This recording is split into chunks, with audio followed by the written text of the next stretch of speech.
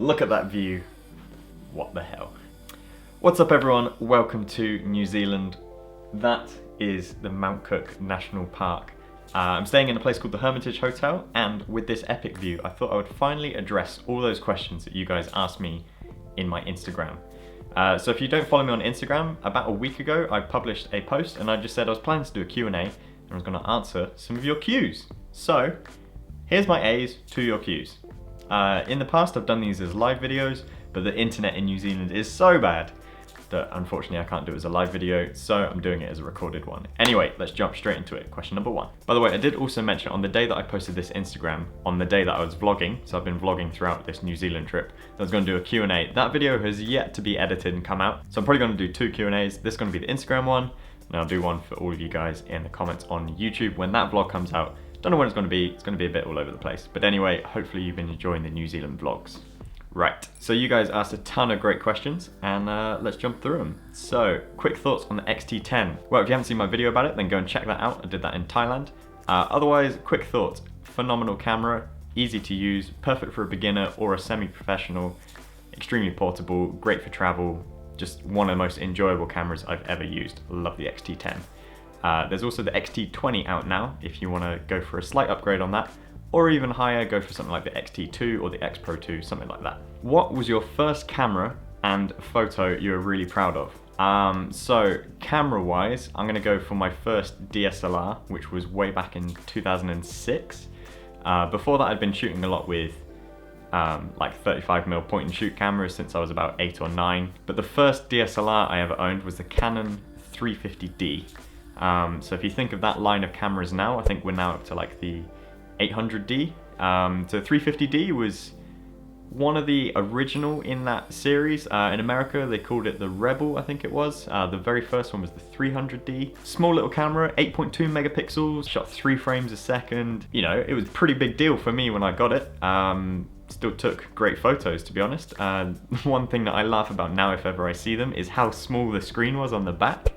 I think it was about a 2-inch screen, if that maybe. So I don't have all of my photos with me whilst I'm traveling, so I've actually had to go onto my Flickr. If you want a blast from the past, then check out my Flickr. It goes all the way back to like 2006, 2007 sort of era. I don't really post there anymore, haven't done so for a few years. But this one particular photo in my hometown, Western-super-Mare, of the pier, I remember being extremely pleased with this when I first published it. It was incredibly littered on the beach and I cleaned it all up in Photoshop. I adjusted all the colors and the contrast and everything, cleaned up the sand along the edge of the beach. I remember just being like really pleased when I shared this with some of my photography friends back then. Looking at it now, it's okay. The highlights are blown out hugely. I was shooting JPEG back then, so I had no real control over the colors and everything, to be honest. The composition's okay, it's pretty basic, it's kind of what you would expect to take if you saw the pier, but that's the one photo that comes to mind first. I should probably also point out that it took me 5 years until I upgraded that camera, and my next camera was the 50D. So that 350D lasted me a really long time, and it just kind of shows that you don't always need the latest equipment to improve your photography. Just always have it out, always take your shots. Scott Duffield asks, what advice would you give to small freelancers, 17 years old, who've done work for clients but are trying to get more clients, if that makes sense? Cool, all right, so I think I know what you mean, and I think when I was about 17, 16, I was in a sort of similar situation. Let me tell you a little bit story of how I came to buy my first camera. So back when I was 15 or so, I made my first website for a client. Weirdly, it came about through my science teacher, but anyway, built that website and that then paid for my first camera. So I remember getting paid, I think it was £500 for my first website. And that was a huge deal for me being at school. It then afforded me the chance to get my camera. And then by always being out with my camera, so I literally always had a backpack with my camera. I was out just taking photos all the time, you know, of crappy images of the pier like I showed earlier. And one particular day when I was out, just happened to have the right person walk past, saw me taking photos, asked, how did you afford that camera? Told them I built a website. They're like, I need a website. And then from there, went on, built another website. brought in some more money and other things. So I guess the moral of the story is to always be out doing what you love doing and take an interest in the people who take an interest in what you're doing. So there'll be people who may be interested in the photography you're making, other things like that. You never know how far word can spread and where your work will take you. So essentially, you get work through meeting people or through communicating with people, and the best way to meet people is to put yourself out there. So put your photos somewhere, put them online, start a YouTube channel, start a blog, do something that gets your name out there so that people can potentially find it. Of course, you're not going to get thousands of people looking at your work immediately, but you never know where that interest might take you. I can't tell you the amount of times my work has gone, to a next level because of word of mouth. It's just through someone who's seen my stuff, who've then contacted, or they've, someone I've worked with at a previous job has now moved on to a new place and they've brought me in to do work for them. You literally just have to create a name for yourself and be passionate about what you're doing. It takes a long time. So like I said earlier, I bought my first camera in 2006. And even now, I'm still wondering, where's the money gonna come from? Where's the next paycheck? Where's all this happening? It just, has to keep going down to your passion and your craft. Next question. Siva Charan asks, what was your experience as a beginner photographer? So my experience from how people perceived me is probably what I remember most.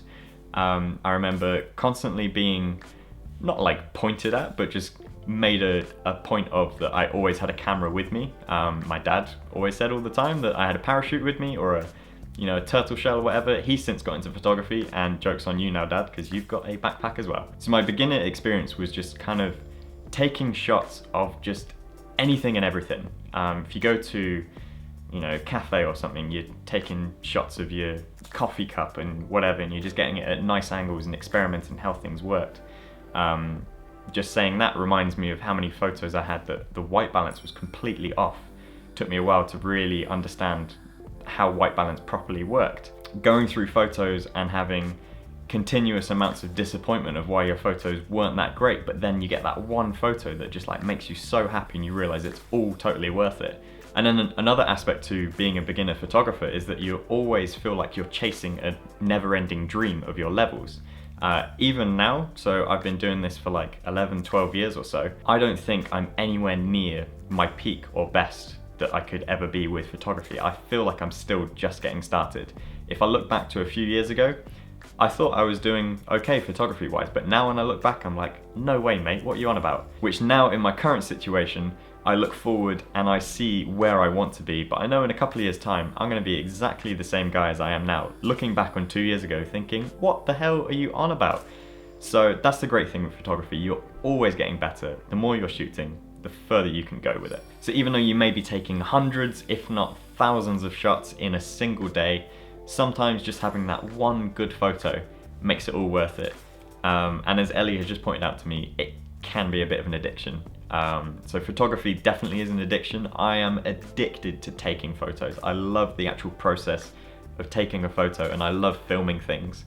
Whether they actually go anywhere at the end of it, who knows? But sometimes when you just get that golden shot, it's just the perfect timing, and that's it with photography. That shot captures that moment. That moment's never gonna happen again. So when you get it, and you get it right, it just makes it all so much worth it. Pulver Chris asks, Q&A, I always wanna know stuff about lenses, how the weather affects them. I have, for example, the tendency to get desert sand into my stuff. Well, funny you should mention the weather. I just published a video about how not to test the weather sealing on the Fujifilm X-T2 and Canon 7D Mark II. So how does the weather affect cameras? Essentially, cameras are just tools, and by now you're probably used to hearing people saying a camera's a tool, you use it to get the shot. If it breaks in the process, it breaks. That happens, but you get that shot. Obviously that can be quite hard if you're in a situation, and I'm in this situation as well, where if I break a camera, I can't really afford to get a new one, so that's why I have insurance on things. And also whilst I'm traveling, I'm not necessarily in a position to be getting new clients to bring in new money or being near camera stores, for example. So I do have to take care in it, but I also kind of like to push the boundaries and test it all out. That being said, in that video that I published of me taking it to the waterfall, the comment section on that is really reassuring on other people who've had similar instances of dropping their cameras in water and it's still working, or recommendations for camera covers. I got introduced to one from Peak Design, which I hadn't seen, which looked pretty sweet, and just kind of like good rain protector covers for cameras. The best thing you can do is just always go for weather sealed cameras if you're in situations like you are with desert sand. Sand is probably one thing that is legitimately covered by weather sealing.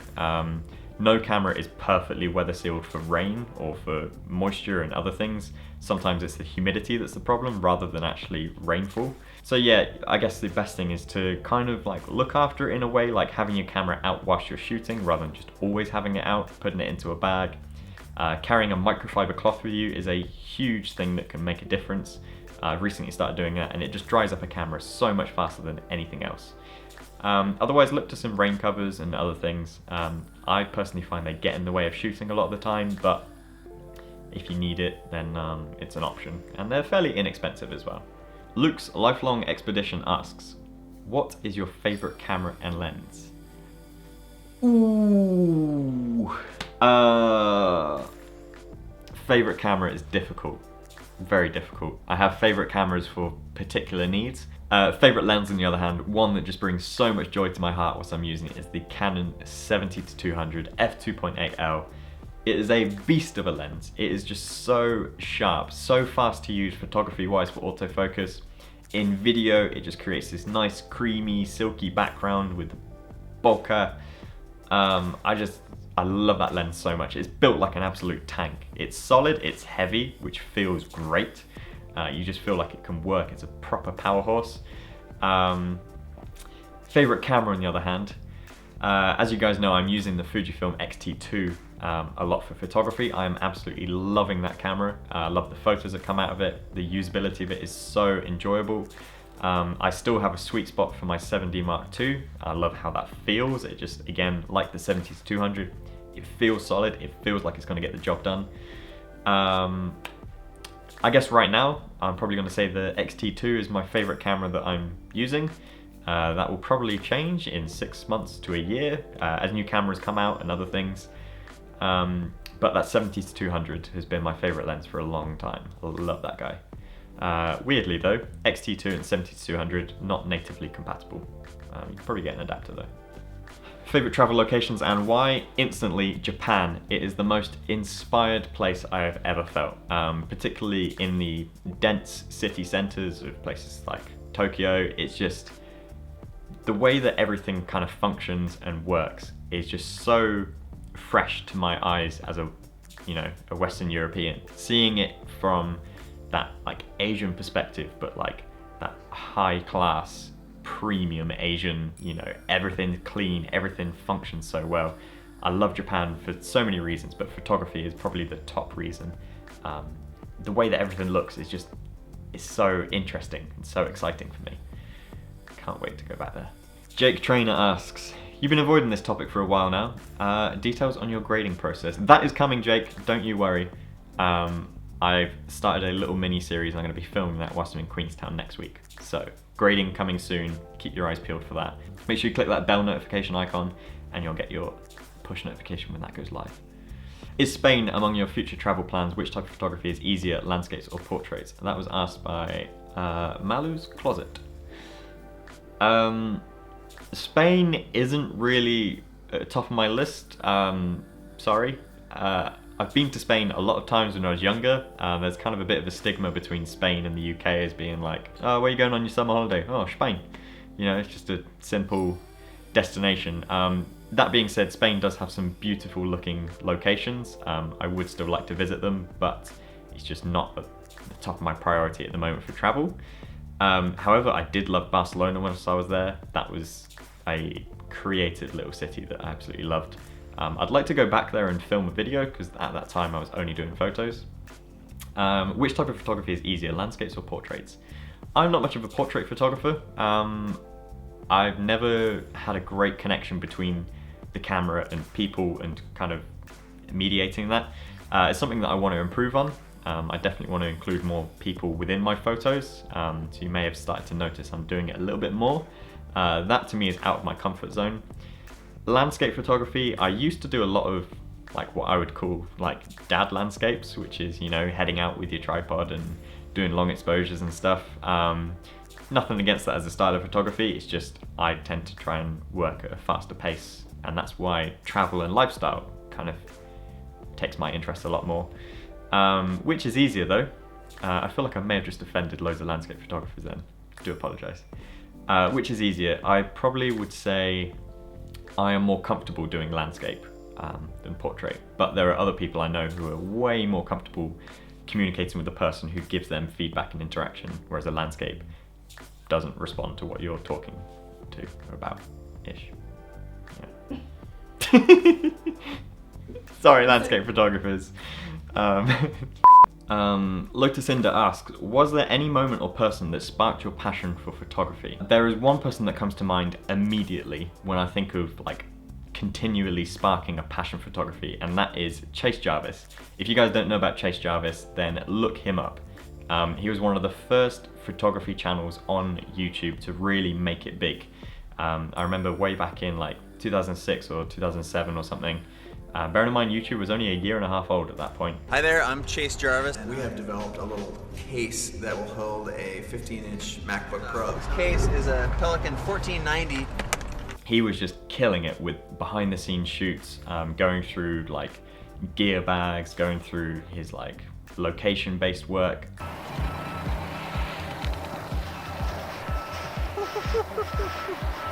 So filthy. I just absolutely loved Chase Jarvis's early photography video work. I'm doing my own stunts. These days he does more entrepreneurial based videos. They're still extremely interesting and I still highly look up to him. He's just less of a photography channel these days, but he is still a professional photographer. So yeah, he's my immediate spark that I think of when I think of photography. And he seems like a stellar guy as a person. Yeah. If you guys think I should collaborate with Chase, here's an idea. Go and leave a comment of my name on his videos.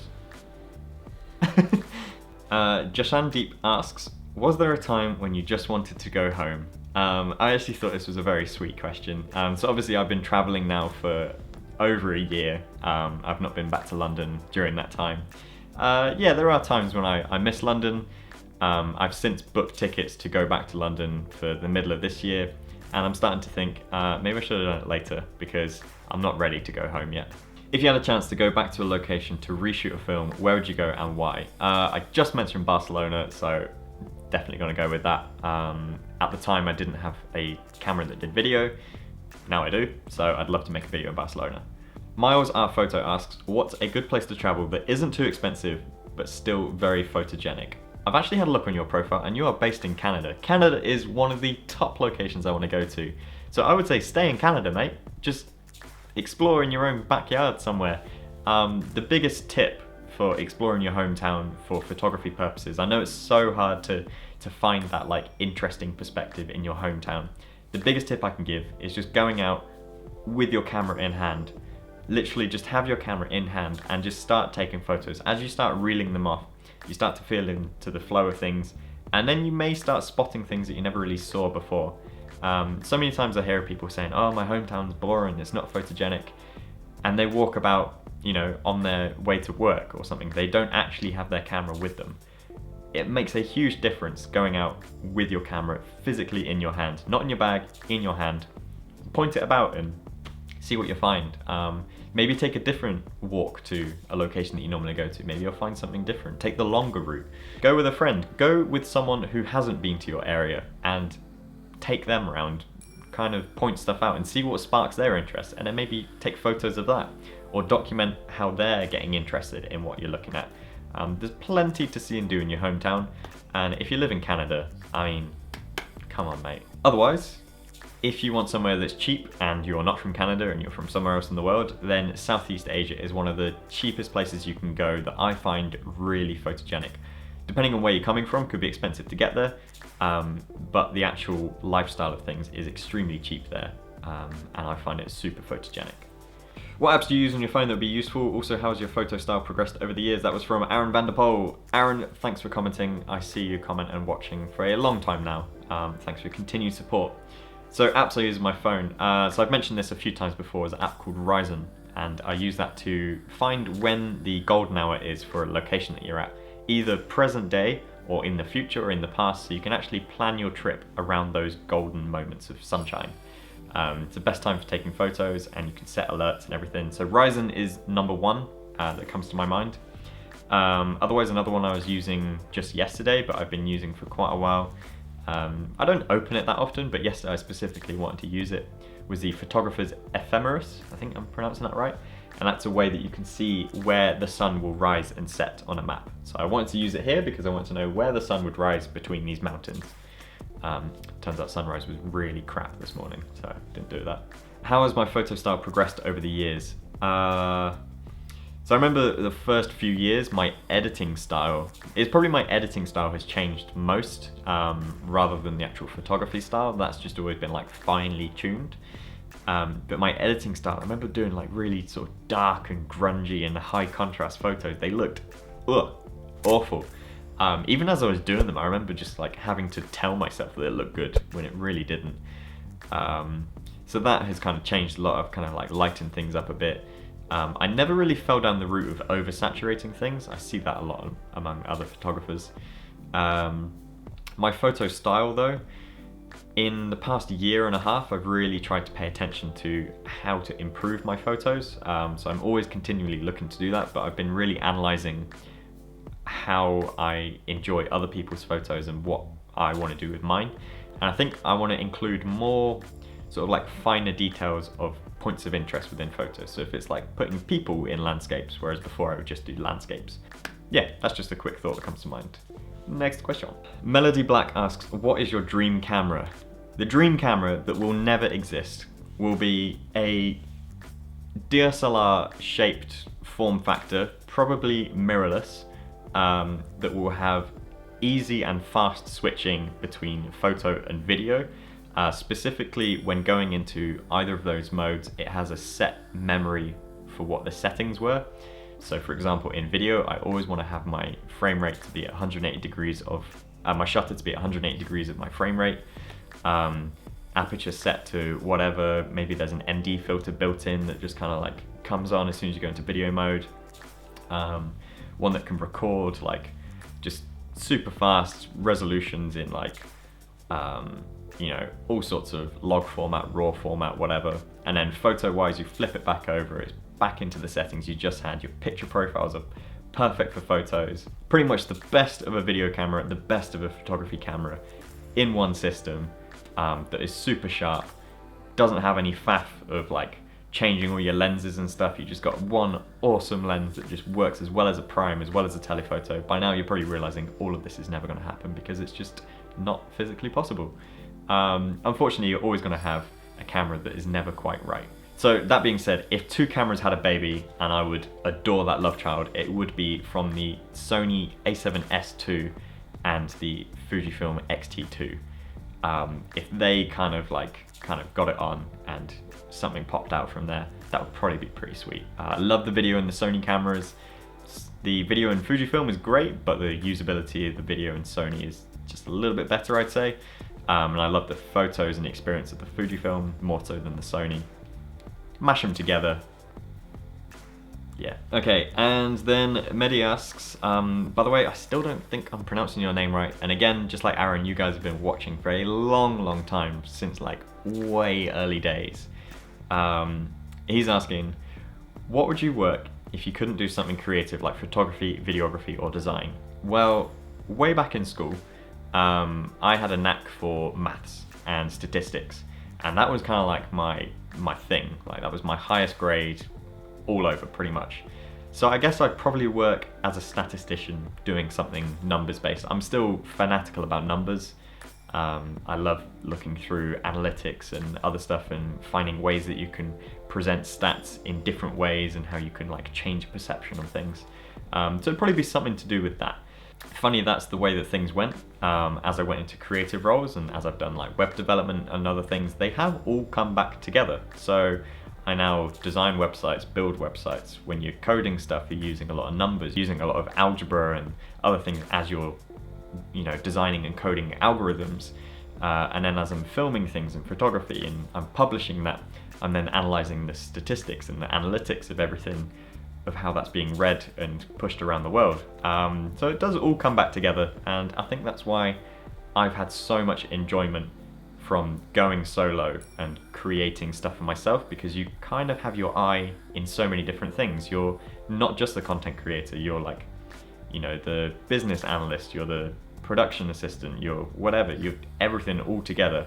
And that's why I have so much fun doing these things. And yeah, I guess following on from that, I want to thank all you guys for watching that and supporting it and making it happen. Because without that support, I wouldn't have ended up in places like this in New Zealand, creating more content and sharing that. So this has kind of gone on a weird tangent, but I guess my final thought for you guys is, if you want to go out and do something like that, then just go out with your camera. Everyone's always asking, how do you make it as this? Like, I've not made it. I'm still making it. I'm not doing anything different to what you guys can do. Just grab your camera, head on out, film some stuff, share it with other people, see where it takes you. If you're passionate about it, hopefully that'll take you far. Yeah, that's all kind of gone a bit spirally, a little bit deep. I hope you enjoyed this video. I'm going to end it now because we're about to go 4x4 and through this mountainous terrain, and it looks awesome. So yeah, keep your eyes peeled for future videos. Make sure you go and check out those other New Zealand vlogs that I've been producing. And I've also got a couple of mini-series coming out specifically to travel tech and starting filmmaking work. I'm still very much learning filmmaking, so I'm starting to share those tips and things that I've learned over the past couple of years. And I hope you guys enjoy that. One little thing that I'd love to get you guys involved with. So I did this little challenge before on another video and you guys smashed it. Can we get this to 1,000 likes? Is that possible? That's maybe pushing it achievement wise. Let's try and get this to 1,000 likes. Let's try and get this to 1,000 likes. Thanks for watching. Bye bye.